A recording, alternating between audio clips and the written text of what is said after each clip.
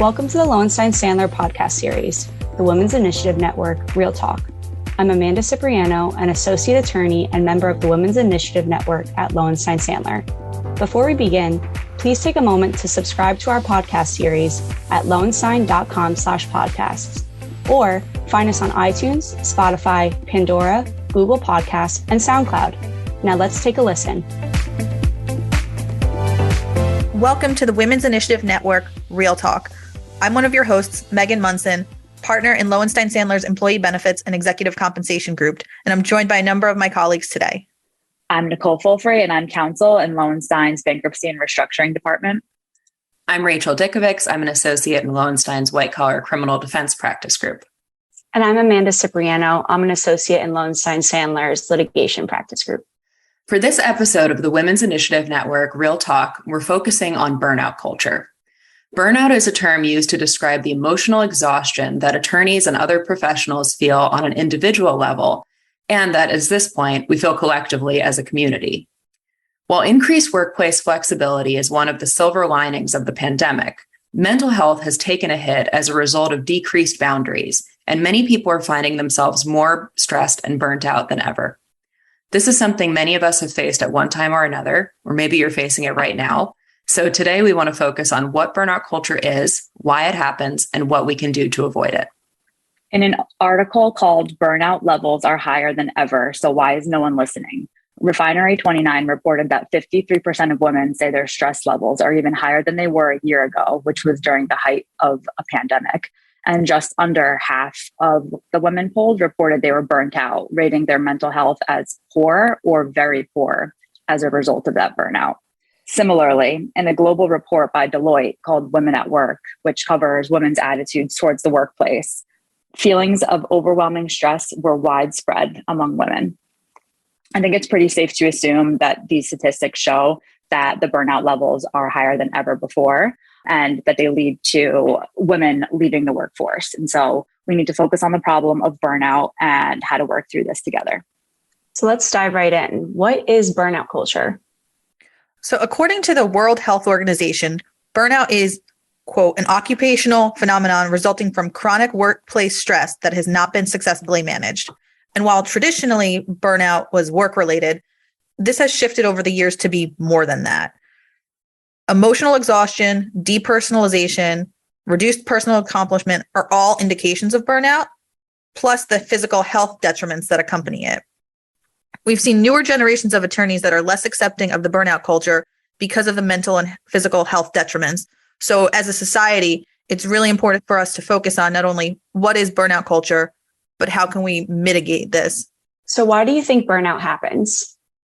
I think burnout, especially in the legal industry, is a result of a culture that's completely centered around results and pleasing clients. Burnout can result in people feeling resigned or literally resigning, reduced productivity, low morale, amongst other things. Employees who are burned out feel overworked, underappreciated, or disillusioned. Yeah, Rachel, I think that's a really important part of the problem. I think part of the reason that burnout is so prevalent in the legal world is because that's just the way things work. When you're pitching a case, you want to present yourself as always being available for the client, and that's what the client wants. And if you're not going to provide it, the client can easily get that type of service from any other law firm. And so you want to make sure you can make that type of promise. Another thing that people that are not in the legal industry, I think, might not understand is, I think when you're coming up the ranks as a junior attorney at a law firm, a sign of being a good associate and someone who's well liked by the partners they're working for is being in high demand, getting return customers. If people like your work, they'll come back to you and ask you to do more. And so I think culturally at our firm and at any other law firm, the best associates traditionally are always the busiest. And so I think this probably translates into a lot of other jobs as well.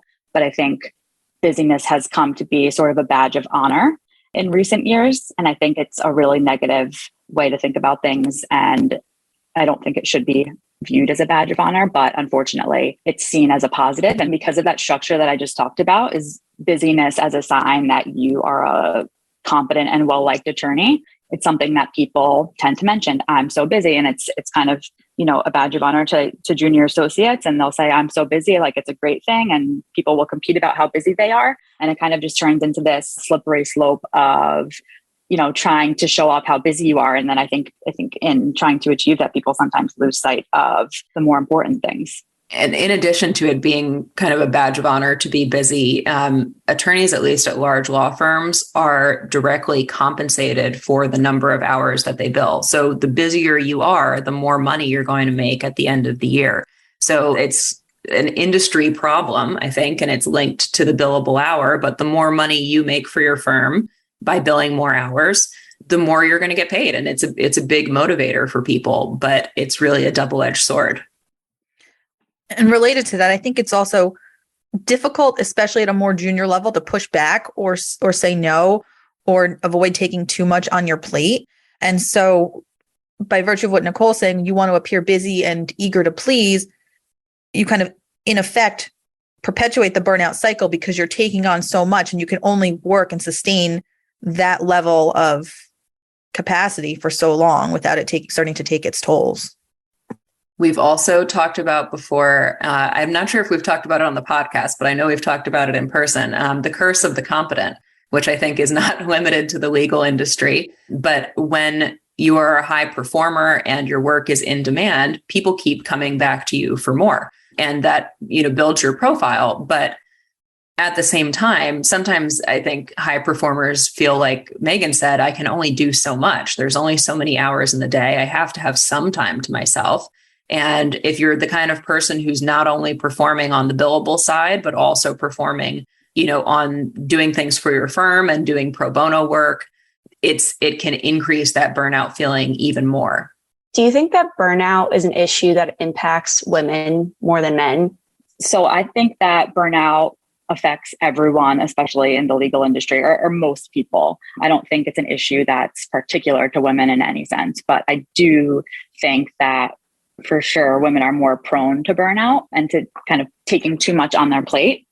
I think we talk a lot at the Women's Initiative about the concept of the invisible work of women. And I think it's a concept that applies to women's professional and personal lives. And what I'm talking about is the work that women do that they either don't get paid or recognized for. So things like, and I'm in a professional sense, things like administrative work that may or may not be billable, non-billable extracurricular firm activities. And I think it's definitely true that women are still saddled with more of this type of work.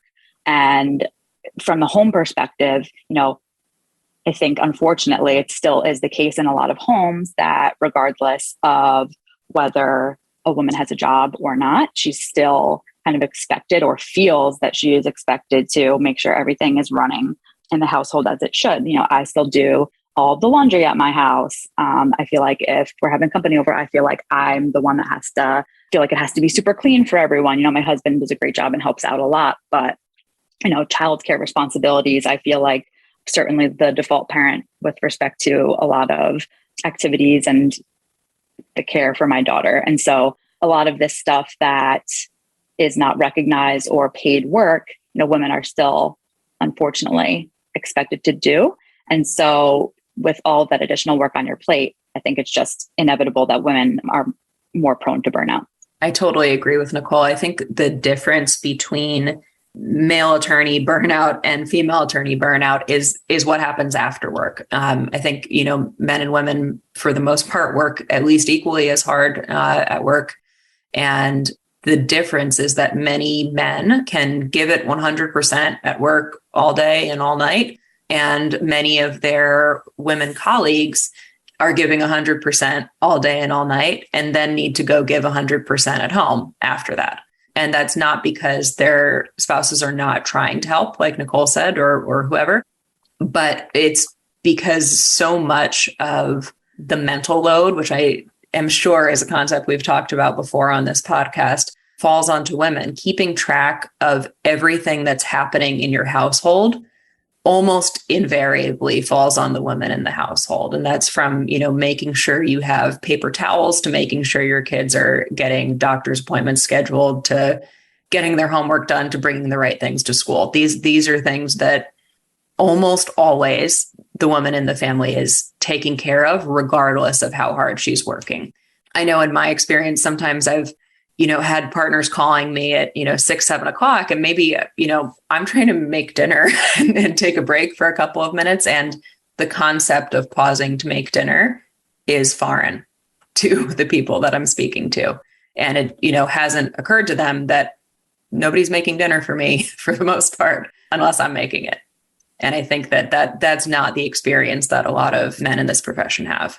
And I think there's a point to be made too for people who don't have partners or roommates and kind of all the household tasks fall on them 100%. I'm learning that a lot of times things I have to do as someone who lives by myself, I realize that a lot of people I work with don't have to worry about the pressures of that. So that's another thing too, just not having someone to rely on, I feel like adds to burnout. So taking advice, what do you do to avoid burnout for yourself? So I think it's definitely a challenge and something we all struggle with in this profession. But for me personally, I schedule some time on my calendar for, what I quote me time, whether it's to go to dinner with my husband or spend time with my daughter or to work out. But by placing it on my calendar, it almost forces me to take that time that I otherwise probably wouldn't, right? Because as Rachel and Nicole said, we're doing 1,000 things both at work and at home. And inevitably, we're going to be less focused on ourselves because we're working and doing these things for all of these other people. But by actually scheduling it, it forces me to do it. Another thing I also try to do is periodically take vacation, because I think that's really important to having some opportunities to actually disconnect. And another thing that I find that works for me is also trying to take on and be a yes person and take on a lot of work, but also learn when it's okay to push back and try not to get myself in the situation where I'm just overloaded and overwhelmed all the time, because there's others on your team who are always willing and able to jump in.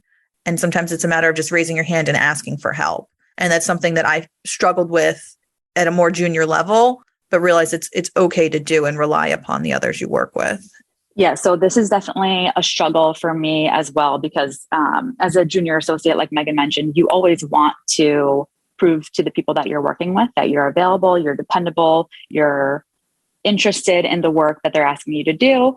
And, you want to be a team player. And that's, I feel like, at least 50% of being a good associate, at least for the first couple of years of your career. And so I definitely took pride in my ability to make myself available for whoever needed me, especially in the first couple of years.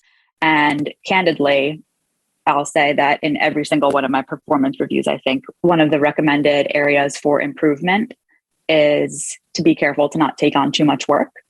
And so it's been something that I've really been trying to focus on. I definitely have not completely overcome the issue of taking on too much work. But one thing that's been important for me is learning how to say no in a way that I'm comfortable with. So I feel like the reason why I was taking on too much was because I felt like I was being rude if I said no or if I rejected work. And so one thing that I really focus on is not just saying, no, I can't do it, but saying it in a way that makes me comfortable. Or, for example, I'm really sorry. I would love to work on this project with you. It sounds so interesting. I'm not sure what your timing is because my week this week is really jammed up, but I would be happy to help if this project can wait until Monday. And so that to me communicates to the person that I'm working with, I'm interested. I really want to do this with you. I'm not afraid to take on a lot of work.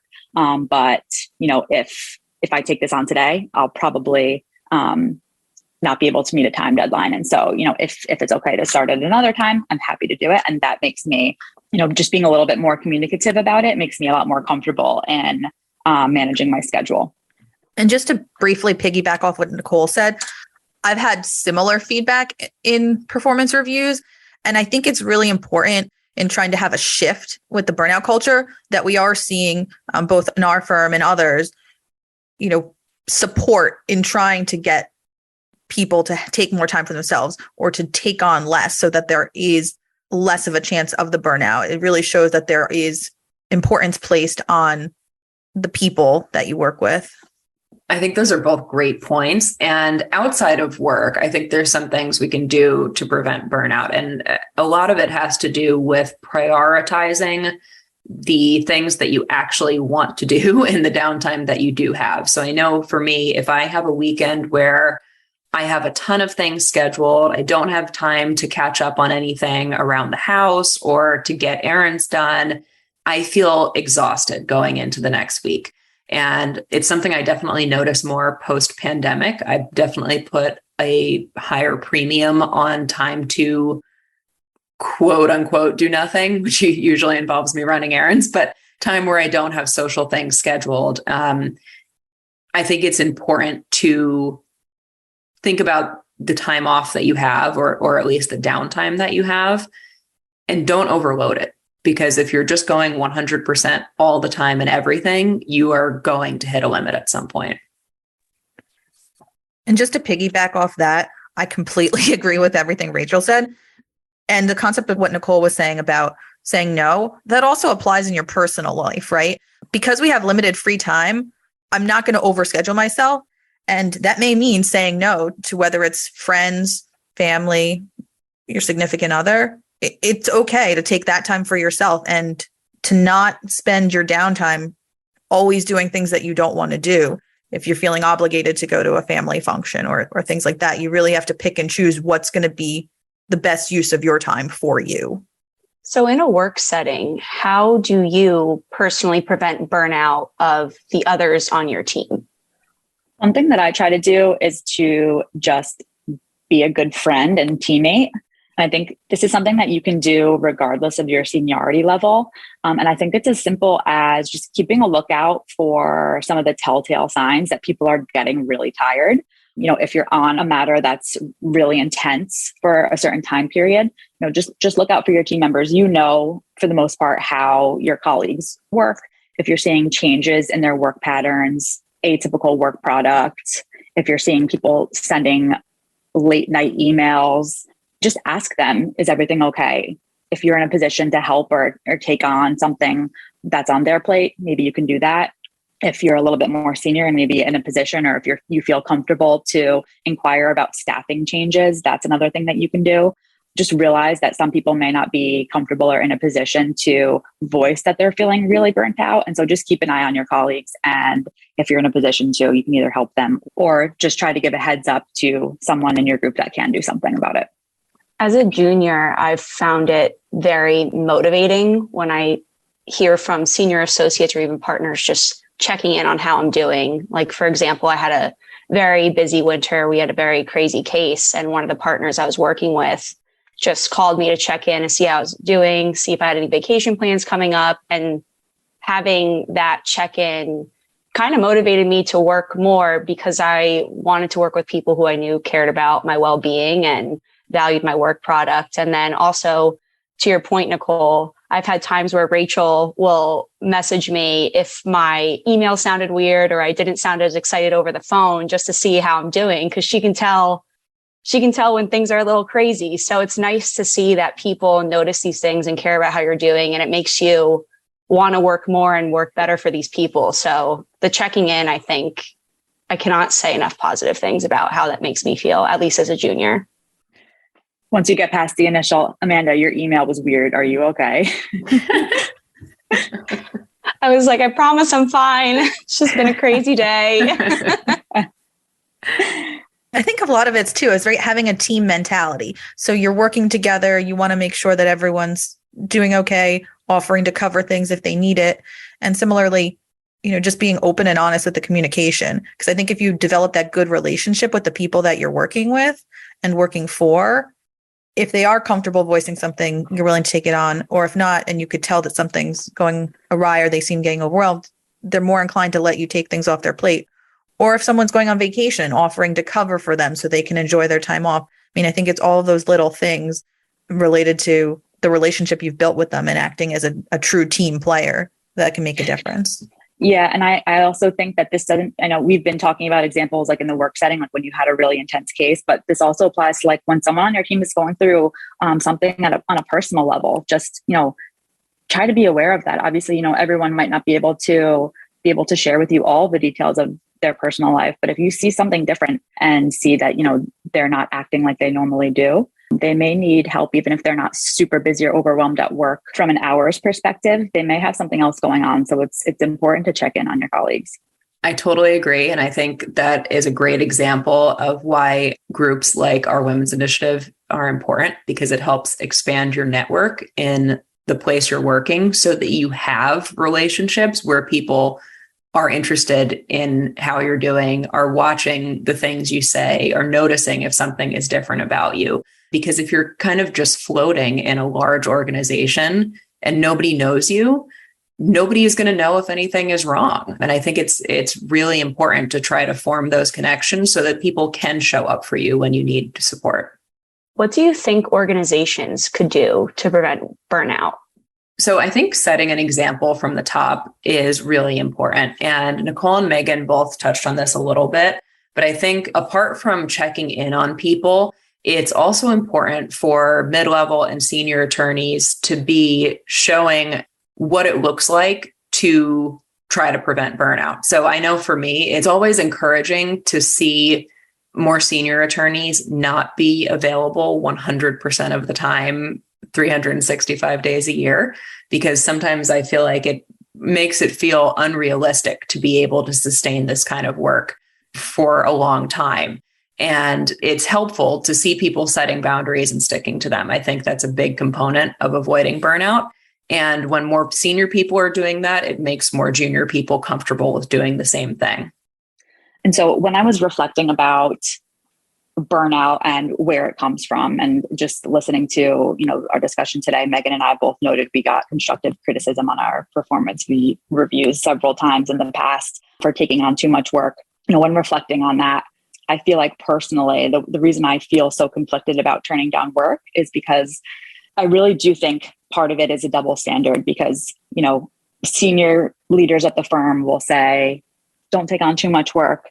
But then I think at the same time, and I'm not talking about our law firm specifically, I think it's general in the legal industry. At the same time, when a partner asks an associate to take on a project and they say, no, they're not available, no one can deny that assigning partner is going to feel some level of frustration.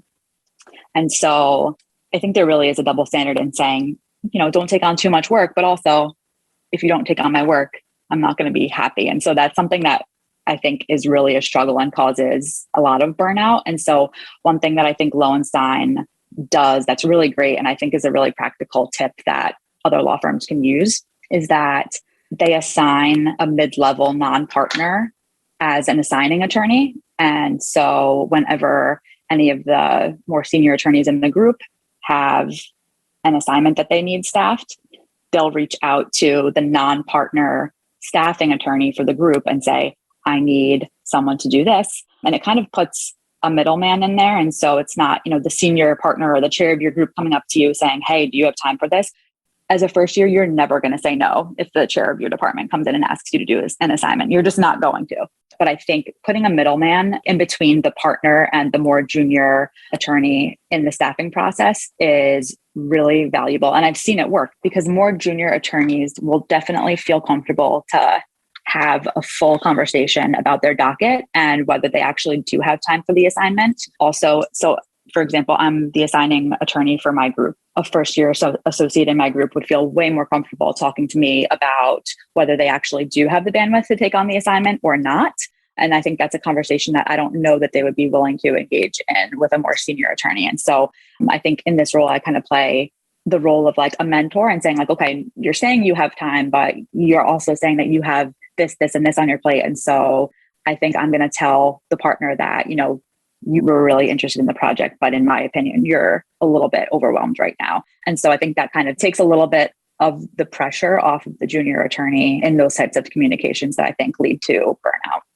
Senior attorneys are also not immune to burnout. And it's not so much the job of a junior to be checking in on more senior attorneys for the most part. But as a junior attorney, you can try to take things off the plates of senior attorneys when you have the capacity to do so, and try to help out in the ways that you can. So if you're a little light on work and you know that one of the partners that you work with a lot is extremely busy, reach out to them and say, I have some capacity. Is there anything I can help you with? and it'll help balance out your work as well. And that also just shows you as being a go-getter, being a team player. So really good all around for morale. And I think more generally, an organization can also just have more focus on wellness, whether it's formal programs that your organization puts on, giving accessibility to anything that promotes wellness, whether it's gym membership or meditation, or frankly, just allowing people to take vacation, right? And making people feel that they can do that comfortably is, I think, huge in getting towards preventing burnout by having that uninterrupted time to yourself. So do you have any other tips for preventing burnout or helping others not suffer from burnout as often? I think one thing to consider when you are deciding whether or not to take on a particular assignment is whether or not the assignment will be something meaningful to you and whether the work involved is meaningful in some way. I know for me, I'm a lot more likely to feel burned out when I'm doing work that is less intellectually stimulating, shall we say, like a big doc review or something like that. It's a lot easier to feel tired of doing the work than it is when you're doing something where you feel like you're making an impact or you're making a difference, or it's, an important piece of a larger puzzle and you can understand the significance of the work you're doing. I think feeling like your work matters both to the client and to the partner who's receiving it is really important to avoiding that feeling. I think a helpful tip, which is probably more applicable to more senior attorneys, but an important thing to keep in mind is the management of deadlines. And it seems simple, but as you become more senior, just be aware that, you may be on a client call that the junior may not be. And if you just take that extra step of keeping the juniors in the loop about upcoming deadlines, when you're expecting a case to really heat up, when there might be some downtime, I think it can be really helpful in managing expectations and helping people know what to expect, and so that they can plan accordingly. It's never fun. We've all been junior associates. It's never fun when you have weekend plans and then a more senior attorney tells you, oh, well, we have this deadline on Monday. And, presumably they've known about the deadline for a while. I think that, adds to frustration and it's not good for morale. And so if you can just try to keep those juniors in the loop about what's coming up and try to give everyone a heads up about upcoming deadlines, I think that goes a long way. And it's just, shows a level of respect. And at the same time, I think Amanda mentioned this before, but you can't overstate the importance of positive feedback.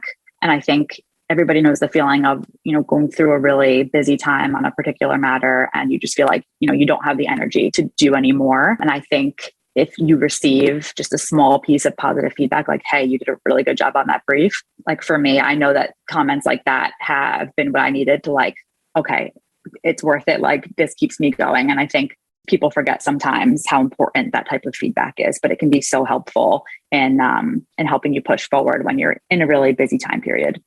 These have all been really amazing tips about recognizing and preventing burnout. We hope that it's helpful for our audience as always. Thanks for joining us for another episode of the Women's Initiative Network Real Talk. We hope you'll continue to join us for future episodes. See you next time. Thank you for listening to today's episode. Please subscribe to our podcast series at lowenstein.com/podcasts or find us on iTunes, Spotify, Pandora, Google Podcasts, and SoundCloud. Lowenstein Sandler podcast series is presented by Lowenstein Sandler and cannot be copied or rebroadcast without consent. The information provided is intended for a general audience. It is not legal advice or a substitute for the advice of counsel. Prior results do not guarantee a similar outcome. The content reflects the personal views and opinions of the participants. No attorney-client relationship is being created by this podcast, and all rights are reserved.